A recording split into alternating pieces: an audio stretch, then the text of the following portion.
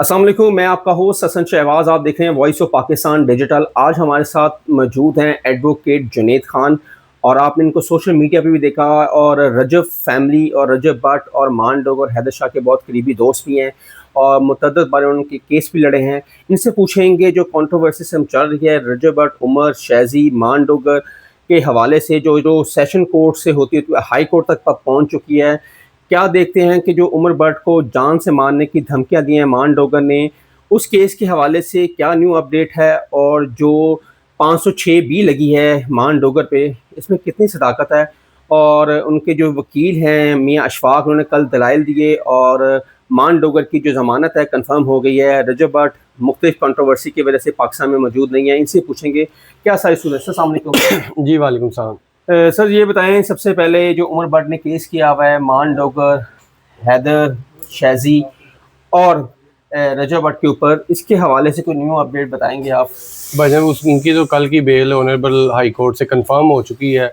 Honourable court ने भी यही कहा है कि ये झूठा केस था, इसलिए उसकी जमानत मंजूर हो गई है।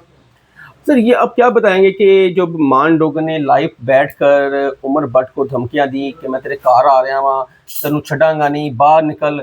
और उसके घर के बाहर की वीडियो जो सोशल मीडिया पे आपने भी देखी है कि मान डोगर गाड़ी से उतरता है, हाथ में उसके बंदूक है, और वो उमर भट्ट को जान से मारने की धमकियां दे रहा है, जिसकी वजह से 506 बी लगी है।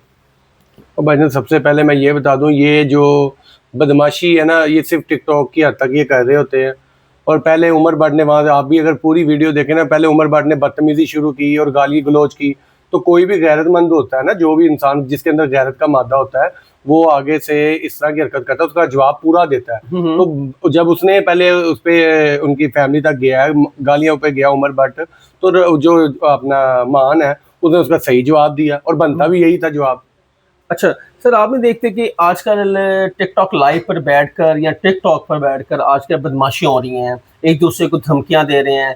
इसी तरह ये भी हमारे सामने जो आप केस आया हुआ है जो हाई कोर्ट में इस टाइम चल रहा है, आप नहीं समझते कि टिकटॉक की वजह से न्यू जनरेशन पे बहुत मनफी पड़ा अंदाज? भाईजान असर तो पड़ रहा है जनरेशन पे, लेकिन ये वालदेन को अगर लगता है कि यार फलां बंदे का कंटेंट अच्छा नहीं है, तो वो उसका अकाउंट उनको ब्लॉक करवा दे बच्चों के मोबाइल से, बच्चों को ना दिखाए, बच्चों को अच्छी चीजें दिखा ले। अब माँ बाप खुद भी देख रहे होते हैं, बच्चे भी देख रहे होते हैं, और देन हम कहते हैं कि जनाब ये कंटेंट अच्छा नहीं बन रहा।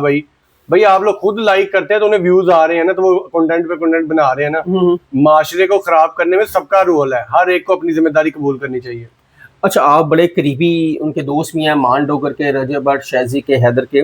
आप क्या समझते हैं कि ये जो केस चल रहा है, अब इसको ट्रायल पे जाएगा केस, ये जी अब ट्रायल के शुरू बाद होगा। के अदालत में आएगा, ये कितना लेंथी प्रोसेस चलेगा? भाई कोई लेंथी नहीं, अभी जमानत की हद तक का जमानत कंफर्म हो गई।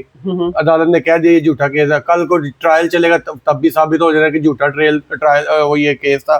ट्रायल में ये बरी हो जाएंगे इंशाल्लाह। अच्छा, सेशन में क्यों खारिज हुई बेल मान भाई डोगर ये की? जज की मर्जी है ना, जज नीचे सेशन जज को लगा, एडिशन सेशन जज को, कि 2 की बेल होगी नीचे, कि हैदर की होगी और शाजी की हुई नीचे से।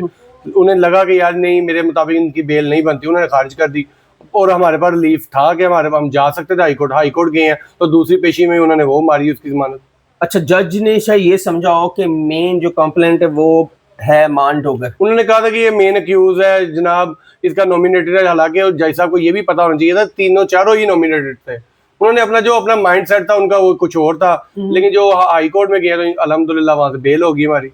बेल हो गई है। अच्छा, आपने कई केस लड़े हैं, अब मियां अशफाक एक बड़ा नाम है, उन्होंने बड़े बड़े लोगों के केस लड़े हैं, मशहूर हस्तियों के केस लड़े हैं, वो आप भी जानते हैं।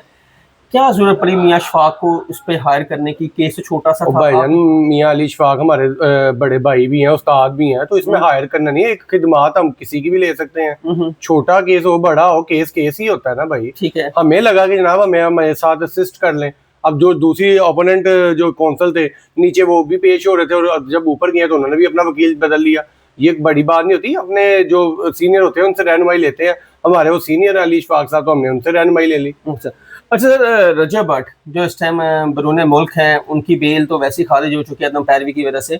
आप क्या समझते हैं कि रजब भट्ट पाकिस्तान आएंगे?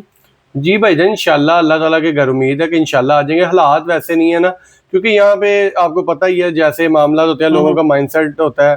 अब अल्हम्दुलिल्लाह उसे देखे ना, माफी भी मांगी, जो अब जितने भी थे ये अपने उलमा हजरात, जी, जी, उनसे जी। उनसे भी माफी मांगी, आम हर मुसलमान से मांगी कि यार ना चाहते हुए, मेरी इंटेंशन भी नहीं थी इस हुँ। तरह के, अगर कोई अल्फाज निकल भी गया, मैं मुसलमान हूँ, मैं माफी का तलबगार हूँ, तो अल्लाह ताला से भी माफी मांगी। अब लोगों को भी सोचना चाहिए कि यार एक बंदे पे इतना भी मजहबी हमें नहीं टॉर्चर करना चाहिए, सही ये है। अल्लाह का और उसका मामला होता है। अगर वो माफी मांगता है तो अल्लाह ताला कुरान पाक में भी फरमाता है कि माफ करने वाली जात मेरी है, अगर कोई मेरे से 1000 गुनाह करके भी माफी मांगता है तो हुँ। माफ करने वाला मैं हूँ। तो हम इंसानों को इतना नहीं सख्त होना चाहिए।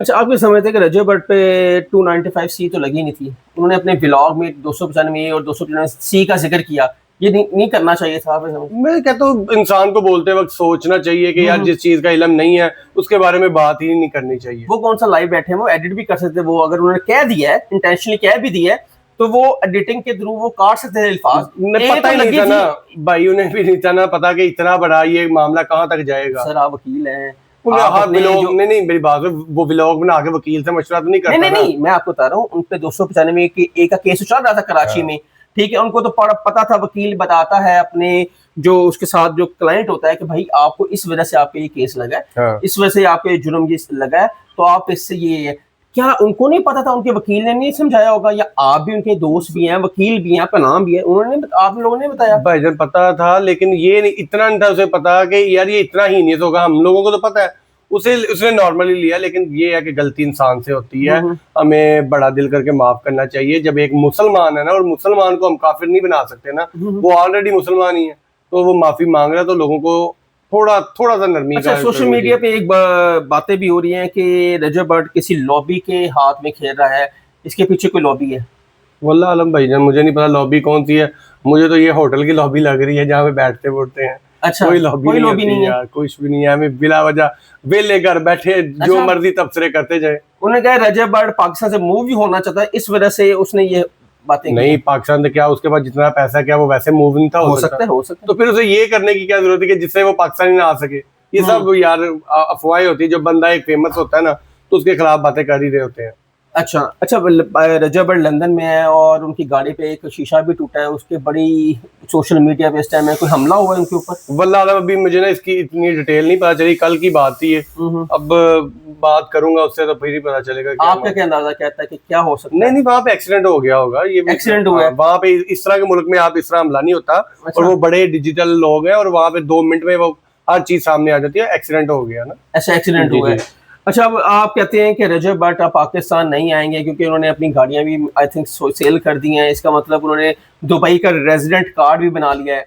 इसका मतलब उनका फुल माइंड है कि मैं पाकिस्तान नहीं आना। देखिए हालात वैसे नहीं है, अभी नहीं आना, वो कल को आएगा इंशाल्लाह, अल्लाह ताला ने चाहा तो जरूर आ जाएगा। लेकिन अभी हालात वैसे नहीं है, अभी वो वहां बाहर ही सेटल है। अच्छा, आखिरी सवाल है, नादिर अली की प्रोग्राम में उन्होंने पॉडकास्ट में कहा था कि हाई कमांड का जब इशारा होगा तब मैं पाकिस्तान आऊँ। ये कौन सी हाई कमांड है? मैं बताता हूँ ना, उन्होंने देखे जो उलमा हज़रात है ना, हमारे लिए हाई कमांड उसके लिए वही थे। अच्छा, उलमा के नाम है। उलमा कराम के लिए, अगर वो मुझे मेरे साथ कोई नरमी का कर देते हैं, मुझे आम माफी का ऐलान कर देते हैं, मेरे हक में फतवा कोई जारी कर देते हैं, तो इंशाल्लाह मैं पाकिस्तान आऊंगा। ये चीज लेनी चाहिए। हमारे लिहाज से तो हाई कमांड वो होती है ना, अभी समझ गए हैं। नहीं, वो हमारे हमारे नजदीक जो है ना, हम लोगों ने सिर्फ आर्मी को बनाया हुआ है, ऐसे नहीं होता हमारे नजदीक। कोई सियासतदान कोई वो उनके लिए, सियासतदानों के लिए हाई कमांड होता होगा, लेकिन वो आम बंदा है यार।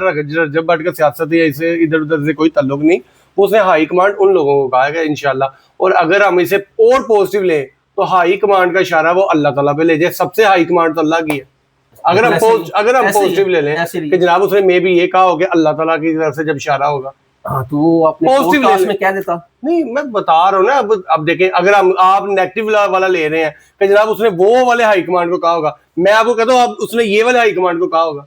क्या रजब भट्ट को किस नजर लग गई है जो उसके हासदीन थे, अब वो खुश हैं? नहीं, खुश नहीं होता। इशफाक अहमद से किसी ने पूछा था, जनाब हसद, बाबा जी हसद क्या होता है? तो उन्होंने बड़ा अच्छा जवाब दिया था। उन्होंने कहा अल्लाह ताला की तकसीम पे इतराज करना हसद है।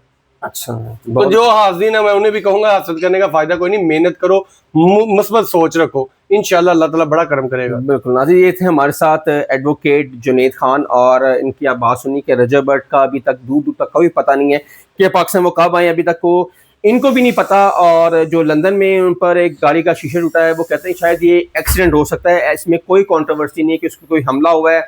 और मान लो कि कब क्या केस के हवाले से न्यू अपडेट क्या आ गया, ट्रायल चलेगा, फिर कोर्ट में आएगा, इस पे हियरिंग होगी, फिर पता साबित होगा कि ये जो वीडियो है ये एआई जनरेटेड है या असल है। कमेंट सेक्शन आपके लिए, अपनी राय का जरूर इस्तेमाल कीजिएगा। तब तक के लिए इजाज़त दें, अल्लाह हाफ़िज़।